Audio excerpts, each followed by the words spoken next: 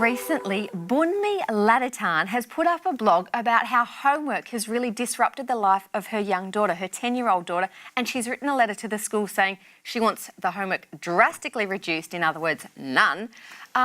How do we feel about the topic of homework? Because I know it comes up a lot, like Finland aren't doing much of it anymore, and I know it's becoming a real sort of topic in Australia where parents are jumping on that bandwagon a bit more. Mary Ellen, like you only finished high school recently. Was the pressure so great with the homework that it just sort of stressed you out? I don't know so much about, I mean, yes, it stresses you out, but after a while it just becomes this baseline of perpetual stress because you've just always got homework, right? But I think not even so much stress, but just life balance in general. There's no time to like exercise or get out in the sun or eat well because as soon as you get home, you're in your room and you're studying, especially in year 11 and 12.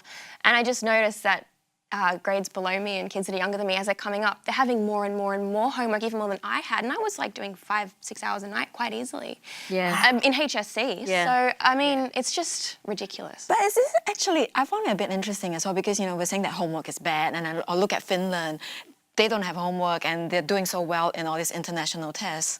I have to say this though, but they were in 6th place. First place for math, science and reading, Singapore. And we have homework there. Yes, lots of homework. So, I mean, is homework really that bad? Look, I struggle with this because I've got my baby is doing HSC this year and he's like you, he's doing 6 and 7 hours a night, every night.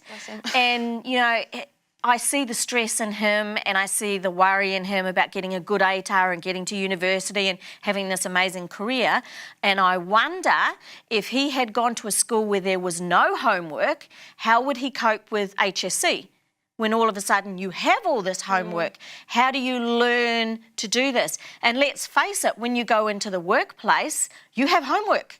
Well, that's right, and it should be a gradual thing, but she's got this 10-year-old who is doing 2 hours of homework a night, and she's 10, so that's what, grade 4 or 5? That's a lot for a little kid who's probably still really active. So do you think primary school, obviously primary school's got to be different to high school, it's that gradual learning. I've got kids who are kindy and grade 2, and I have to say I do love my school because the homework they bring home is consolidating what they've learnt in school. And that's how it's supposed to be. But they've got time, they don't have so much, they've got time to go out and run outside. But I just think if you've got kids coming home, they're going straight into work, that is not balanced. That sets kids up for failure when it comes to mental health. Yeah, fair enough. Homework maybe lessen it, but I don't think you should like ditch homework altogether.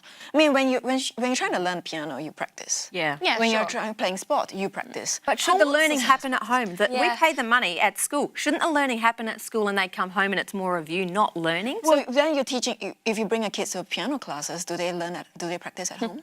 Yeah, they practice, they review what they've learnt in that lesson. And I think that actually is a problem with homework, something that I noticed, not so much in my own experience, but in other people's experiences.